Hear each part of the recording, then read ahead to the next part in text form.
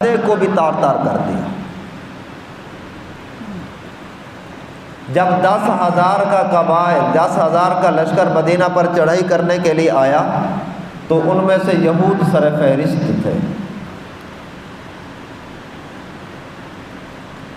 یہ تو اللہ کی مدد تھی۔ حضرت سلمان فارسی نے وہ مشورہ دیا کہ یا رسول اللہ، جب ہمارے ہاں فارس کے اندر کوئی اس طرح کے حالات پیدا ہوتے ہیں تو ہمارے ہاں رواج یہ ہے کہ ہم اپنے قلعے کے ارد گرد خندق کھود لیتے ہیں۔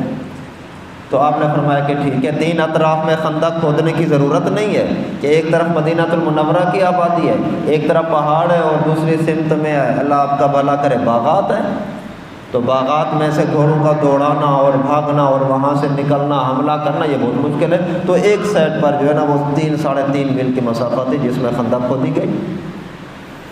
10 آدمیوں کی جماعت بنا دی اور ان 10 کا ایک امیر مقرر کر دیا اور 10 گز ذمہ داری لگا دی کہ 10 گز 10 آدمی کھودیں گے، جس کی گہرائی جو ہے نا وہ 5 گز ہوگی۔ برحال یہ ہو گیا اور پھر اللہ کی مدد آ گئی تو معاملہ حل ہو گیا، نقصان نہیں ہو سکا، ورنہ جتنا بڑا لشکر تھا اور جس تیاری کے ساتھ وہ آئے تھے وہ ان کی تو نیت تھی مدینہ المنورہ کی اینٹ سے اینٹ بجا دینے کی۔ اگر اللہ کی مدد شامل حال نہ ہوتی، اللہ نے آندھی بھیجی، ہوا بھیجی، ہوا کے جھکڑ بھیجے، وہ چلے گئے واپس۔ لیکن یہود نے اپنی بھرپور کوشش کی، مسلمانوں کو خلاف مدد بھی کی اور بھرپور مدد کی، بلکہ جس قلعے کے اندر عورتیں موجود تھیں وہاں پر ایک یہودی جاسوس گزرنے لگا تو آپ صلی اللہ علیہ وسلم کی پھپھی ہیں حضرت صفیہ رضی اللہ تعالی عنہ، حضرت صفیہ نے حضرت حسان بن ثابت جو شاعر نبی ہیں ان کو کہا کہ حسان ذرا جانا، وہ یہودی جا رہا ہے، اس نے ہمیں دیکھ لیا ہے اور لوگوں کے یہاں پر عورتیں اور بچے ہیں، تو ممکن ہے وہ اپنے یہود کو جا کر بتا دے اور وہ آ کر یہاں حملہ کر دیں، مرد تو ہے کوئی نہیں کہ یہاں حفاظت کریں، تو آپ چاہے ذرا اس کا کام تمام کر دیں۔ حضرت حسان نے کہا کہ نہیں، یہ میرا کام نہیں۔ کیا کہا؟ یہ میرا کام نہیں ہے۔ حضرت صفیہ قلعے سے اتری اور اتنی بڑی جو ہے نا وہ لاٹھی اٹھائی ہوئی تھی اور گئی اور یہودی وہ جا رہا تھا، ایسے مارا اس کے سر پر، اس کا کام تو وہیں تمام ہو گیا۔ اب واپس ہی حضرت حسان کو کہا کہ میں نے اس کا کام تو تمام کر دیا ہے، اب جا اس کے ہتھیار اتار کر لیا۔ حضرت حسان نے کہا کہ مجھے ہتھیاروں کی بھی ضرورت نہیں ہے، مجھے ہتھیاروں کی بھی ضرورت نہیں۔ عورتیں بھی اتنی بات ہوتی، بہرحال جو میں بات کرنے لگا ہوں، یہود کی یہ بد عہدی تھی، عہد شکنی تھی، معاہدے کی خلاف ورزی تھی۔ اب جب یہ چلے گئے احزاب 10,000 کا لشکر، آپ صلی اللہ علیہ وسلم گھر تشریف لائے، ہتھیار اتارے، غسل کیا اور بیٹھنے لگے۔ غسل کے بعد جبریل امین آ گئے، عرض کی کہ یا رسول اللہ آپ نے ہتھیار اتار دیے؟ جی اتار دیے۔ فرمایا کہ ہم نے تو نہیں اتارے۔ آپ نے اتار دیے، ہم نے تو نہیں اتارے۔ پوچھا کہ کہاں جانا ہے؟ فرمایا کہ اس طرف جانا ہے، بنو قریظہ کی طرف اشارہ کیا ہے، اس طرف جانا ہے۔ آپ نے اعلان کرا دیا کہ بھئی تیاری کرو، دوبارہ ہتھیار پہلے گئے بنو قریظہ کی طرف۔ 10-15 دن کا محاصرہ کیا۔ جب محاصرہ کر لیا تو اب انہوں نے کہا کہ ہمارے ساتھ بات چیت کی جائے۔ آپ نے فرمایا کہ نہیں، بات چیت نہیں کی جا سکتی، آپ کے بارے میں اب فیصلہ ہی ہوگا۔ بات چیت جو ہوتی ہے نا وہ آمنے سامنے ہوا کرتی ہے، دونوں آدمی برابر کے فریق ہوں تو پھر بات چیت ہوا کرتے۔ فرمایا کہ بات چیت نہیں ہوگی، اب تو فیصلہ ہوگا تمہارے بارے میں۔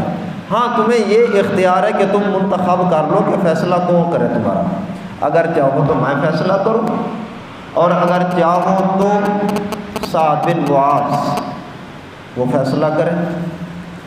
یہ تھے بڑے نامراد، وہ کہہ دیتے کہ یا رسول اللہ آپ ہمارا فیصلہ کریں تو ان کا اس میں فائدہ ہوتا اور بہت ہوتا کہ آپ رحمت للعالمین ہیں، لیکن ان کے دل کے اندر چور تھا، ایمان تو تھا نہیں۔ وہ کہنے لگے کہ سوچنے لگے کہ اگر ہم نے رسول اللہ کو کہا کہ آپ فیصلہ کریں تو ممکن ہے کہ فیصلہ ہمارے خلاف کریں گے اور بہت سخت فیصلہ کریں گے، تو چونکہ سعد بن معاذ ہمارے پرانے حلیف ہیں، پرانے دوست ہیں، ہمارا یارانہ ہے، لہذا کہا کہ وہ ہماری رعایت کریں گے، ان کو کہا کہ آپ فیصلہ کریں۔ حضرت سعد بن معاذ زخمی تھے غزوہ احزاب میں تیر لگنے کی وجہ سے، ان کو بلایا گیا، وہ خچر پر آئے قربان جو، جب وہ خچر پر آئے تو آپ صلی اللہ علیہ وسلم خیمے میں موجود تھے۔ جب وہ آتے دکھائی دیے تو آپ نے فرمایا قوموا لسیدکم، اپنے سردار کے استقبال کے لیے کھڑے ہو جاؤ۔ صحابہ کھڑے ہو گئے، انہیں اتارا گیا خچر سے، خیمے میں لایا گیا، بٹھایا گیا، اور آپ نے فرمایا کہ سعد، یہود نے آپ کے بارے میں کہا ہے کہ ہمارا فیصلہ سعد بن معاذ کرے۔ جب کسی سے محبت ہوتی ہے نا تو آداب خود بخود آ جاتے ہیں۔ جب محبت ہوتی ہے کسی سے تو آداب خود بخود ہی آ جاتے ہیں، پھر بتانے نہیں پڑتے ادب کس چیز میں ہے، کس چیز میں بے ادبی ہے، یہ چیز نہیں بتانے پڑتے۔ اب جب خیمے میں تشریف لائے حضرت سعد اور بیٹھ گئے تو اب یہاں کہنا وہ یہ چاہ رہے ہیں کہ یا رسول اللہ، جو میں فیصلہ کروں گا وہ میرا فیصلہ ان پر بھی لاگو ہوگا، اور کیا آپ پر بھی لاگو ہوگا یا نہیں ہوگا؟ یعنی آپ کو بھی میرا فیصلہ تسلیم کرنا ضروری ہوگا یا نہیں ہوگا؟ وہ کہنا یہ چاہتے ہیں، لیکن اگر یوں کہتے ہیں کہ میرا فیصلہ آپ کے لیے بھی ماننا ضروری ہوگا یا نہیں، اس میں بے ادبی کا تھوڑا سا شائبہ موجود ہے کہ شاید میں فیصلہ کرنے والا بڑا ہوں، اور جس کے لیے یا جس کے اوپر فیصلہ کیا جا رہا ہے وہ ذرا کم تر حیثیت کے ہیں فیصلہ کرنے والے کی بنسبت، اس لیے اس میں تھوڑا سا بے ادبی کا شائبہ تھا۔ حضرت سعد نے انداز تبدیل کر دیا، اسلوب تبدیل کر دیا، کہنے لگا کہ یا رسول اللہ، اس خیمے میں جو موجود ہے، اس خیمے میں جو موجود ہے، کیا میرا فیصلہ سبھی پر لاگو ہوگا؟ انداز دیکھا، اسلوب دیکھا، کتنی ادب کی رعایت کی۔ اور یہ بھی کوئی ایسی بات نہیں ہے کہ آدمی پہلے سے سوچتا ہوا ایک ذہن بنا کر آئے اور کہے کہ میں اس طرح بات کروں گا، نہیں، یہ اچانک کی بات ہے، اچانک پیش آنے والا واقعہ ہے۔ یہاں اتنی ادب کی رعایت ہے کہ یا رسول اللہ، جو میں فیصلہ کروں گا اس خیمے میں جتنے موجود ہیں کیا سبھی پر لاگو ہوگا؟ آپ نے فرمایا کہ ہاں سبھی پر لاگو ہوگا۔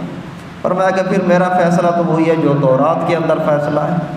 تورات میں فیصلہ کیا ہے کہ جو آدمی بدعہدی کرے، معاہدے کی خلاف ورزی کرے، عہد شکنی کرے، اس کا سر قلم کر دیا جائے۔ میرا تورات کے مطابق فیصلہ ہے کہ اس کے جو بالغ مرد ہیں ان کو قتل کر دیا جائے، باقیوں کو غلام اور لونڈی بنا لیا جائے۔ آپ نے فرمایا کہ سعد، تو نے بادشاہوں والا فیصلہ کیا ہے۔ کس والا فیصلہ کیا ہے؟ بادشاہوں والا۔ اگر یہاں وہ نبی کریم صلی اللہ علیہ وسلم کو کہہ دیتے نا، فیصل بنا لیتے کہ آپ جو فیصلہ کریں، تو آپ کا فیصلہ بادشاہوں والا نہ ہوتا، کس والا ہوتا؟ رحمت للعالمین۔